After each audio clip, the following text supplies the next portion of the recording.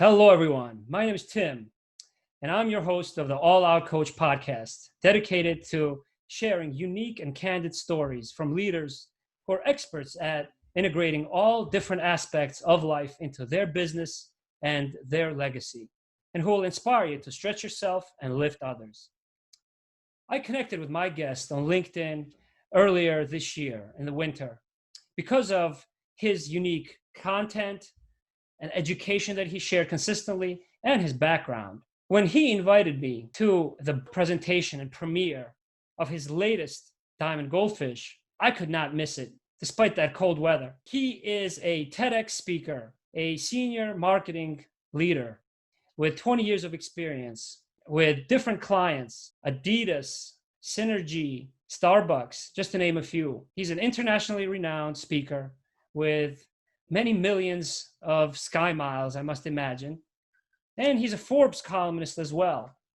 But what I found different about getting to know our next guest was not just how personal his email invitation sounded, but how genuinely curious he was about getting to know who I was, about my projects, and about All Out Coach after the premiere of his book. And so we're very fortunate today to have Stan Phelps join us and talk to us about how to win in the game of business by managing relationships and managing the ever-present pressures that we face every day. Stan, welcome to the All Out Coach podcast for the first time. I'm really glad to have you here. Thank you for having me, Tim. Great to be here. In Diamond Goldfish, which I'm going to show the readers right here, as you are a best-selling author of 11 books, you discuss the growth mindset in business and different factors of how businesses can grow. Can you please describe those factors and which ones can you control? Right. So, thanks, Tim. So, if all of my books, this one's the Diamond Goldfish. But you can see over here, they all have the goldfish theme. And so the goldfish is really a metaphor for growth and differentiation. And so the average goldfish grows to only be 3 inches in length, which is the size of our thumb. That's about 3 inches or 10 centimeters. Come to find out that the world's largest goldfish is nearly 50 centimeters or 20 inches. That's the size of like an average domesticated house cat. So like, how is that even possible that some grow to be, average or smaller and some grow to be much bigger? Well, it turns out there's 5 reasons why a goldfish grows. And really quickly, the first is for a goldfish, the size of the bowl or the pond that they're in. And that factor in business is the market that you serve, right?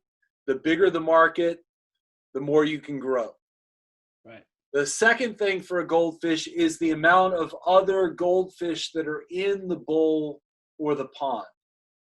And this one's an inverse relationship. So the more goldfish there are, the harder it's going to be for that goldfish to grow. Who are those other goldfish in business? It's your competition. The third thing is the quality of the surrounding water, the nutrients, the cloudiness of the water, and that's just the economy. We're in the midst right now of a global pandemic. I don't have to explain, how things are difficult right now. The fourth thing for a goldfish is how they do in their first 120 days of life. So they're tiny when they're born. How do they do during that critical stretch? And in business, what are you called your first 4 months? You're a startup. Now, the fifth and final growth factor for a goldfish, and it's the metaphor, is genetic makeup. So what is that goldfish born with that separates it from all of the other goldfish in the bowl?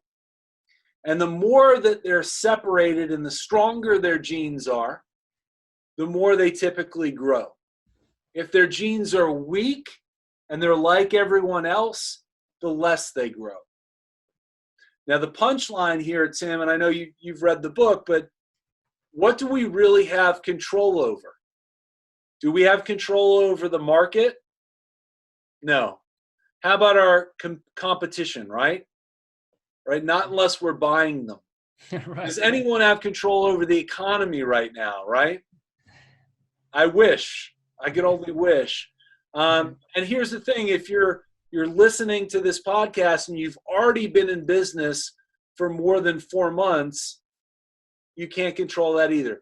The only thing you can control is how you differentiate yourself in what you do, but more importantly, how you do it and why you do it.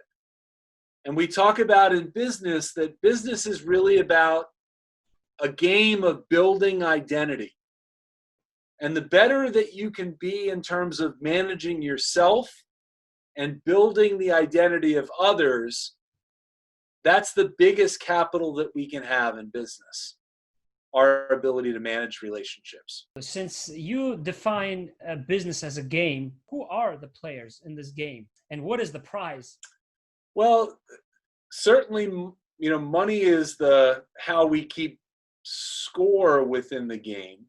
Mm-hmm. But great players realize that, as I mentioned, that this is a game about building identity and status. And the better that we can understand that and satisfy the needs of the prospects that we're trying to acquire, as well as manage the clients that we have and build up their identity and develop those relationships, the better we do. The money comes just as a result of managing those relationships. And I'm gonna share a quote here.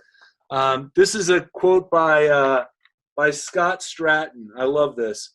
If you believe business is built on relationships, make building them your business. Yeah. Someone gave that to me as a gift. It was really nice. At the end of the day, it comes down to building identity and managing relationships. Yeah, absolutely. I wish I had learned that earlier on in my career. I was so focused on being the best that I could be.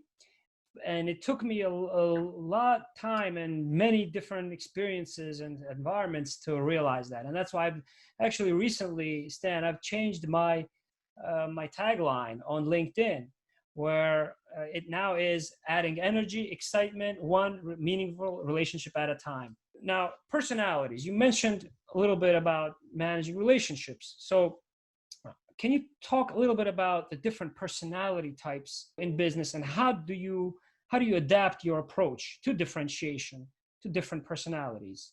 Yeah, so I'd love to talk about not personality, we call it behavioral styles. We fall into one of 4 behavioral styles. But before we get to that, Tim, I want to mention the idea of why this book is called The Diamond Goldfish. Yeah. And so the idea of the diamond in the diamond goldfish is simply this idea of managing ourselves in business at what we call the diamond rule, following the diamond rule. And we believe it's the 4.0 version of being successful in business. And so if it's the 4.0, then there's got to be a 1.0, a 2.0, and a 3.0. Right. So let me quickly, it starts with the 1.0. I wasn't aware of this till I started doing research, but it's called the silver rule. And had you heard of the silver rule, Tim? No, I didn't until the book presentation. So the silver rule dates all the way back to the days of Confucius. And essentially the silver rule was, what I wish others not to do unto me, I also wish not to do unto others. Mm-hmm. So essentially it was just do no harm. Do no harm. Kind of, yeah, in the Hippocratic Oath. Yeah. And we talk about it in the book. That's not a bad place to start. Yeah. Right? In fact, Google, when it started in the 1990s, for its first 20 years, their corporate philosophy was do no evil, right? It's foundational. Now the 2.0 is a little bit more prescriptive. It builds upon the silver rule. And everyone, every culture, every religion knows the 2.0. It's the golden rule, right? And instead of just saying don't do bad stuff, it takes it one step further and it says do unto others, right, as you would want them to do unto you. Yeah. And so again, this is better, but the problem, especially from a sales and a client management perspective, and we're going to get to the 4 behavioral styles, that unless Tim is the same style as Stan, if I treat Tim the way that Stan would like to get treated, there's no guarantee that that's going to work for you. And we live in a world where we close less than 1 out of 4 new sales opportunities.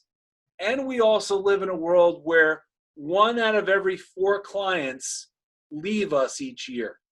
You know, on All Out Coach, I had one post where I talked about treating others as if they were to write a book about you, kind of a play on that, on the digital age in which we live, which, right.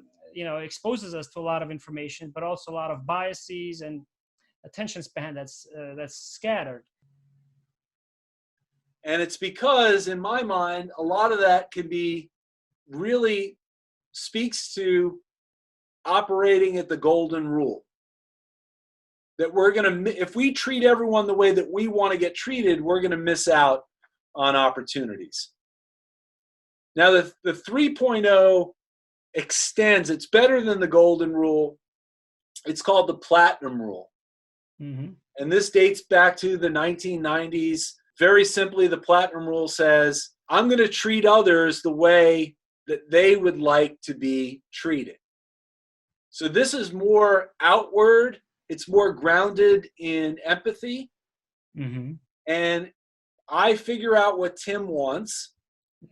And then I give Tim what he wants. Now, it sounds good in theory.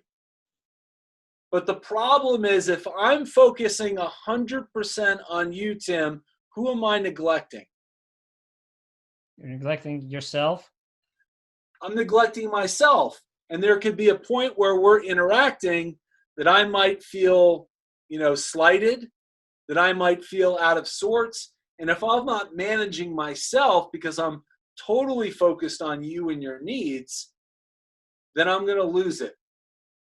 Yeah, there has to be a balance, right? Yeah, you're going to lose balance. So, great quote that we share in the book is from one of the greatest business minds of our time, Mike Tyson.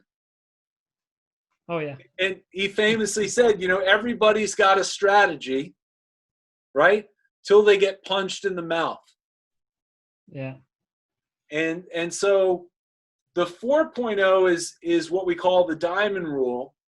And the 4.0 kind of combines the best parts of the golden rule and the best parts of the platinum rule and puts them together.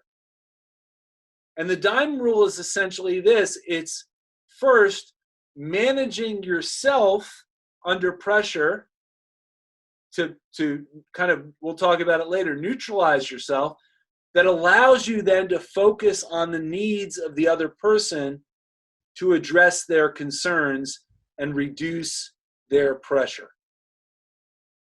And so that's at the heart of, if we can elevate our game up to the 4.0, if we can first know ourselves, right, know our own style, and the things that trigger us, it frees us up to then focus on the other person, the prospect or the client that we're working with.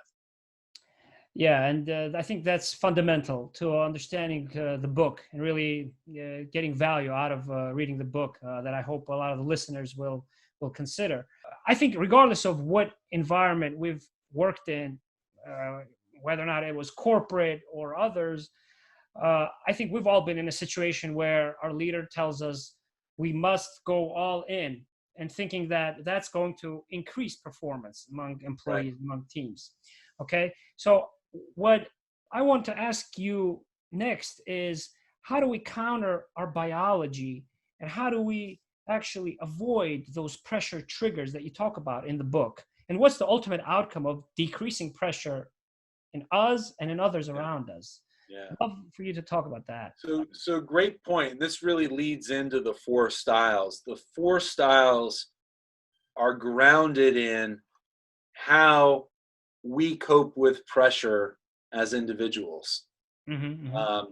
So the reason why it's called diamond as well, in the idea of this diamond rule, is how is a diamond created?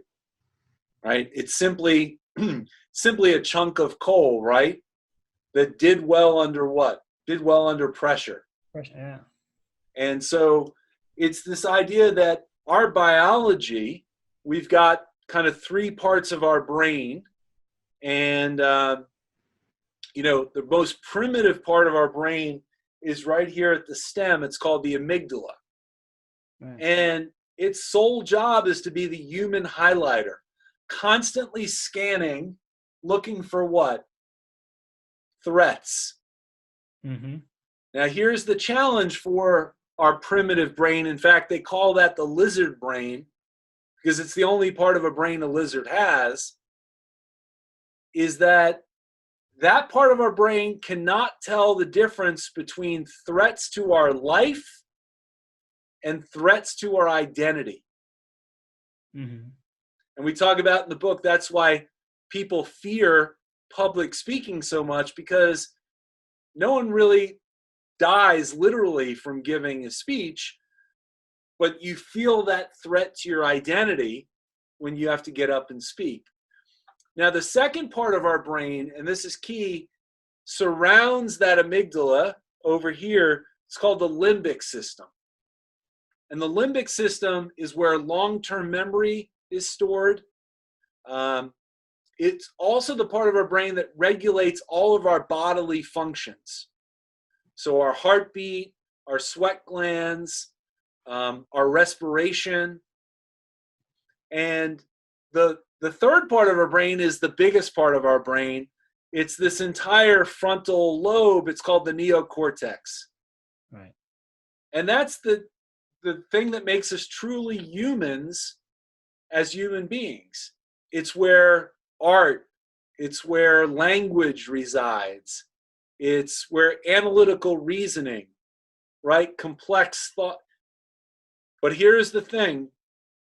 And when we're acting normally, it allows us to be very reasonable and rational until our amygdala senses a threat in the environment. And immediately when it sees that threat, it sends signals to the limbic system, and that's when our body starts to go in a little bit of overdrive, right? Mm-hmm. We might just start sweating. Right. Our breathing might get labored, right? Our heart rate might increase. That's millions of years of biology, basically saying, hey, there's something that you need to pay attention to because your life could be in danger. Now, here's the thing. You mentioned how can you control pressure or try to eliminate those threats? I got bad news for you, Tim. You can't. You can't. That's millions of years of programming in our evolution. You cannot. But here's the thing, and this is what we talk about. You can develop an awareness of the triggers that you start to feel that bring on that pressure. And so a lot of it in the beginning is understanding when you feel like you're getting triggered under pressure. Mm-hmm.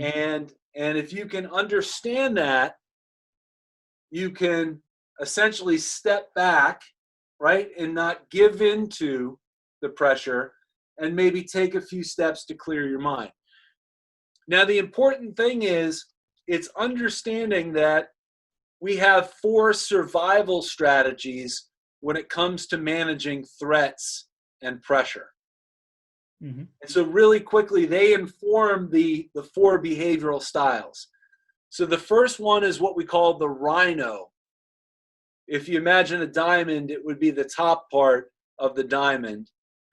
We call that the rhino quadrant. And what does a rhino do when a rhino is threatened? It puts that horn down, and what does it do? It charges right at the situation. Right. And the strategy there is to try to dictate, right, and force the action and run right at the threat. The second one is the second quadrant was what we call the deer quadrant. So if you've ever seen a deer that all of a sudden gets, yes, can sense there's a threat, what does the deer do? It runs away. And boom, right? Yeah, it takes off. It's out of there. Same thing with a bird, right? Wings, boom. And the idea is they're going to get out of there, try to find an environment that is more suited where there's not that pressure. So their strategy is to migrate, right? Go somewhere else where the conditions are more favorable. Mm-hmm. Even whales do this. That's their strategy. They'll travel thousands of miles to improve their habitat. The third strategy is what's called the porcupine quadrant. So what does a porcupine do when they're under threat? Well, they just kind of hunker down, right? And I'm not doing a very good porcupine here, Tim, but they put the quills out. They have like 10,000 quills, and their strategy is to tolerate. Mm-hmm. They're just going to try to ride out the storm. Mm-hmm. Until the pressure subsides, right? And then they can get up. A turtle is very much like the porcupine. What do? They just retract into their shell and until the danger goes away. The fourth type is what we call the bear quadrant. And that's the idea of essentially when the environment starts to change and you start to feel a threat, what does a bear do? They go in the cave, right? Yeah. And they hibernate. They can physically shut their body down and lower their bodily function, right? And then ride out until conditions change, and then they come back out. Mm-hmm. Now, the thing is, by the time we're about 8 years old, there is one strategy that we tend to lock onto in terms of our personality. So the thing that we do when we're under pressure. And so it turns out those 4 survival strategies kind of inform the behavioral styles. And what are the behavioral styles? Sure. So the first style is kind of like that rhino, and it's what's called a control. So controls are all about really looking into the future. They want to make sure that there's a plan. They do a lot of thinking in their own head. And in the absence of a plan, they're going to charge in and start to dictate and try to take control of the situation. Mm-hmm. They can be some of the more difficult people to work with. They're absolutely critical for a team because of their long-term view. The second type is kind of like that deer. It's what we call an influence. And an influence lives like right now, in the now. They're all about coming up with ideas. And once we've come up with an idea, it's like, all right, let's go. Action now, right? Mm-hmm. They tend to be pretty outgoing people, influences. And they crave freedom. Like they want to be able to do what they want to do. If they start to feel constrained, or being told what to do, that's like death to an influence. So what does an influence do? If they feel like they're under pressure, they get out. That's the migrate. Because they lose their influence. Right? Yeah. The third type is kind of like that porcupine. So it's what we call a power, right? And a power is all about kind of the next 90 days. They're focused kind of on the now. They love structure, to-do lists. They're all about powering through, and they're the happiest when they've got a ton of work and they're busy. Because they just want to, when they feel like they're under pressure, they don't want to rock the boat. They just want to try to keep going. Right? Let's tolerate. Let's not shake things up. The fourth style is that bear, and that's called an authority. And an authority, their time frame is that they live kind of in the past. They're always looking at what we just did, because they're all about making sure that there's quality and that we're doing the right things in the right way. And an authority, because they live in the past, sometimes are reluctant to do new things, right? In fact, they don't want to make decisions unless they feel like they have all of the information that they need, so they can feel like they're an authority before they make a decision. I see. So they're analytical. Wow. And in the absence of not having all of the information, they will do nothing. They will hibernate and as a survival strategy. Yeah. So control, influence, power, and authority. You mentioned you want to share your style. I'll share mine. Sure. I took the assessment. I'm a coach, but I follow coaches like yourself and many others who are innovative and who are unique. And so I took the assessment, and I was quite surprised. I thought I would be a control, but I was an authority. So I was like a bear who hibernates in these situations. That's analytical too. Well, again, I know you work in the sciences and pharmaceutical. That field requires you to what? Not make any rash decisions. You want to make sure that you have all of the information, right? Yep. It's very much about maintaining standards. That's just when you go through clinical research and approval. I'm an idea guy, so I'm like an off the charts influence. Oh, okay. And so I'm all about coming up with ideas, like action, let's go now. And if somebody starts to tell me the things I need to do or constrain my freedom, I'm out of here. Right. It's why I kind of work for myself, right? I've got a horrible boss, but I work for myself for that reason. I like being independent.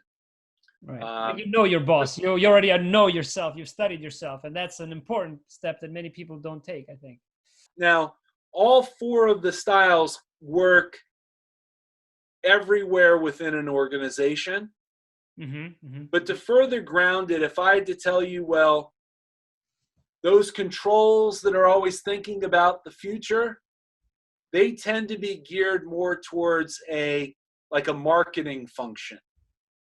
I see. And people like me that are all about ideas and outgoing and relationship driven tend to do well in business development and sales. I see. The people that are the powers, right? The porcupine, like next 90 days, let's power through this. They're ideal for operations.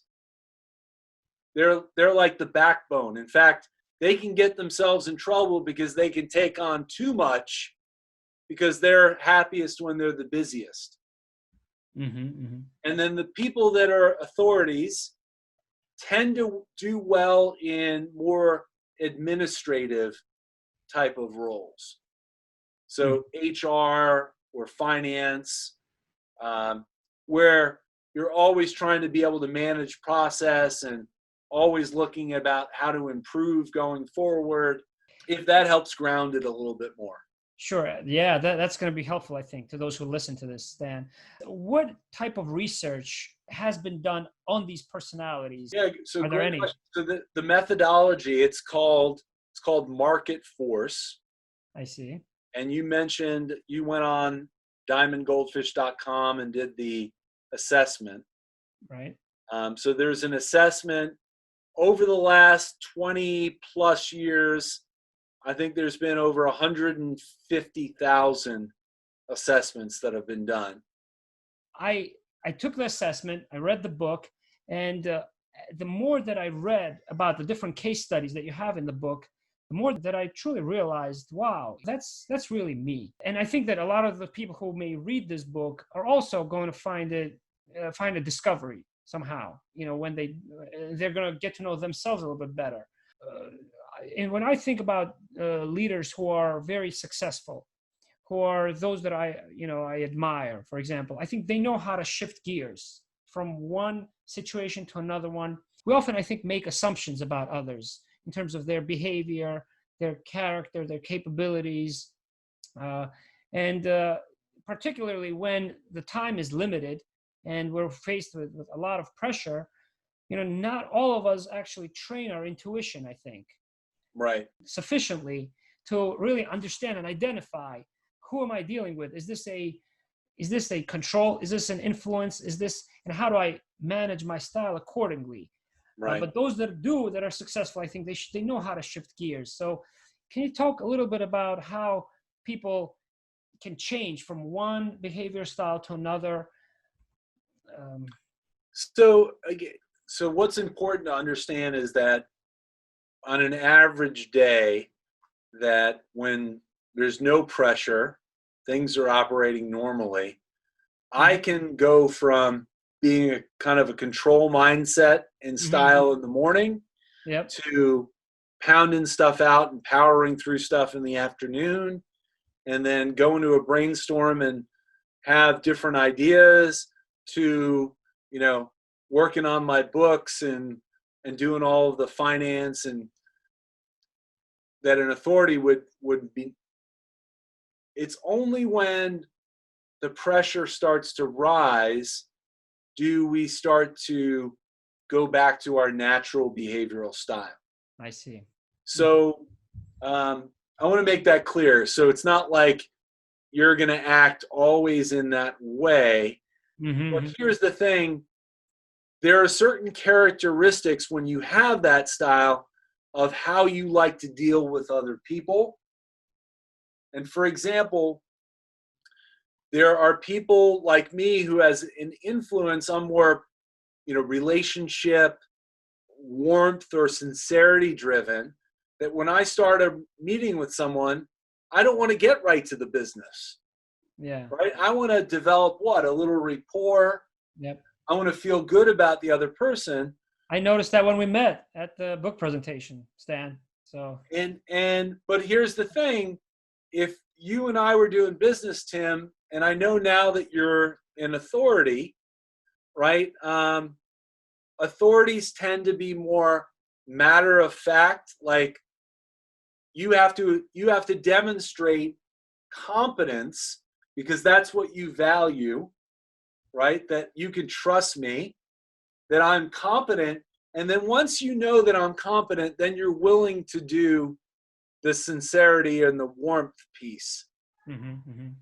So if we walked into a room and you were my client or my prospect, the golden rule would say, I treat Tim the way that Stan would like to get treated, right? And that's not the right way at all. I'm going to actually treat you the way you would like to get treated. But if I'm not paying attention to myself and I didn't feel any warmth coming back from you, I might get triggered because I might think you don't like me because I'm an influence, right? I want to feel like I'm valued. Mm-hmm. And you see how that could be if I'm not paying attention to myself and managing myself. If I know, look, Tim, that's just how you are. Right. There's no right or wrong. This is how you naturally like to be treated. Then I don't judge you. Yep. I realize is that if I can know what your concerns are, I can proactively address those. So for example, if I go into a meeting as an influence, I could care less if you give me an agenda, right? Because I'm going to be like, let's come up with ideas and be right in the moment. Whereas you're an authority. If there's stuff that's going to be talked about at that meeting, you're going to want an agenda. You're going to want to know what's, all of the stuff that you're going to want to feel like you're informed. Right. On all. So again, it's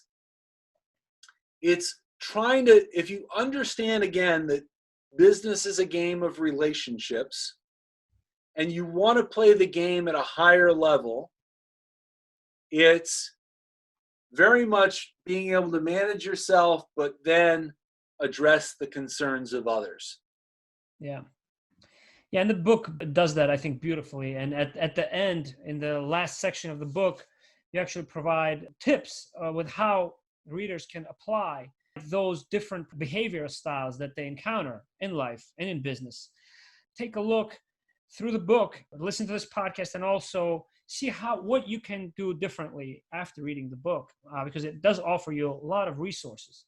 Judging by my own personality and in my career in the in pharmaceutical industry, I've dealt with many different types of personalities in marketing and sales, and I've always been the kind of person who wanted to demonstrate impact and stretch my abilities a little bit farther. That's why I came up with my slogan, right, at All Out Coach. All out, yeah. So yeah, so I always find it interesting to understand what value, like you said, and what identity I have across different functions and learn about different functions, because there are times from my career where I've had to be creative and I've enjoyed it. I've kind of lost myself being innovative, not always analytical. But in terms of trust and identity, with the prize being identity, you define it very simply, and I think in a very important way in the book, of value plus trust, I believe, correct?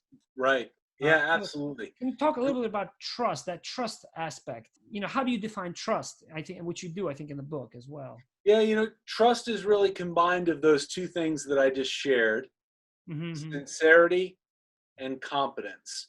So 80% of how we view other people comes down to just those two elements.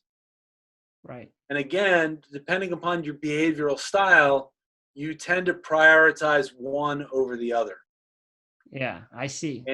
And here's the thing, they're also, people tend to either gravitate towards action or people tend to gravitate towards inaction. And so it's also understanding how those styles are.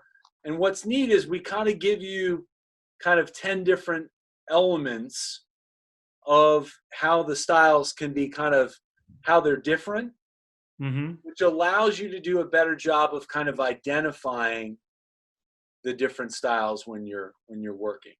One of the things, Tim, that I'm really proud of is this thing that we created.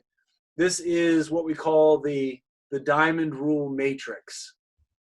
Yep. And what's neat is you go up here and depending upon what your style is, control, influence, power, authority, now you go down and it really gives you a little bit of a menu for how you can deal effectively with the other styles. This is a handy tool because, as you said, it's a little bit intricate to start to understand this. This makes it really practical that before I go into that next meeting or that next sales call, right, I can get some good feedback based on the style of who I'm dealing with. Yeah. Great. And I think this is very timely in the kind of environment we live in now, which is unprecedented, I think. And I want to read a quote from the book that I liked, which I hope will empower and encourage readers to manage themselves and their biology. So you have chapter 3 called Biology and Pressure. Between stimulus and response, there's a space. In that space is our power to choose our response. In our response lies our growth and our freedom. By Viktor Frankl, Austrian neuroscientist. And if I might add, Tim, Holocaust survivor. And Holocaust survivor, right? Yeah.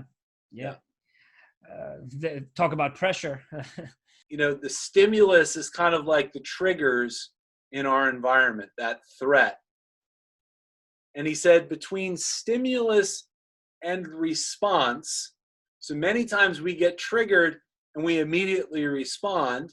He said between that stimulus and response, there's what? There's space. Right. And he said in that space is our ability to choose what? How we respond. How we respond, right. And in that choice lies our growth and our freedom. Yeah. So that is, I think, one of the most powerful quotes from the entire book. Thank you for sharing that. Sure, Stan. Thank you for writing this book, which is so timely. And I remember attending your book premiere in January, and it just foreshadowed all the events that would ensue afterwards, right? And how timely it is that we can also apply it. And the return on investment, I think, on it is just limitless in any field as well. The last two questions I have is, one is really on what stimulated you to write this book. What inspired you? Because I know you've written 11. You have different colors of all in the Goldfish series. Can you talk a little bit about inspiration, your personal? So this was the 9th color, and there are now 10 colors and 15 total books. But who's counting, Tim? This is about 12 years ago. I worked with Travis, who's one of my co-authors. I was kind of the number 2 in an agency, and we had brought Travis in to do some coaching for our team. Mm-hmm. And I saw the power of being able to kind of up our game in terms of managing not only our clients and our prospects, but the dynamics within our team to get along better and work well together. And Travis and I had always kind of stayed in touch. He had never written a book about this. And I was always looking for something within that kind of sales and creating a better client experience. It was about 2.5 years ago I had the idea, and like a month later we connected, and he said, I've always thought about writing a book, and it was just, came together nicely. Yeah. And the way that the Travis explains market force is the idea of, imagine if you're trying to hit like a baseball or maybe even a tennis ball. Travis and I come from tennis backgrounds. But imagine your ability to pick up the spin on the ball just a little bit quicker. Your ability to then, hit that ball or hit that stroke may go from being a defensive to an offensive posture by just that small little bit of insight. Right. And that's what I think, if you become a student of this and you can raise your game, is what Diamond Goldfish can give you. Yeah. Thank you, Stan. And I'll just preview that tennis example, that those who are going to read this book, make sure that you pay particular attention to the example of how Andre Agassi learned how to read Boris Becker's serve. And I'm not going to say any much more than that. I found that quite interesting. It's a great example, yeah. Oh, yeah. I'm not going to give it away, in fact, to the listeners. What is, just one last question, what is one message that you would like to share with those who would listen to our discussion that stretch themselves, that lift others despite the unprecedented challenges of our times? Yeah, I'll go back to where I first started, which is, business is about building relationships.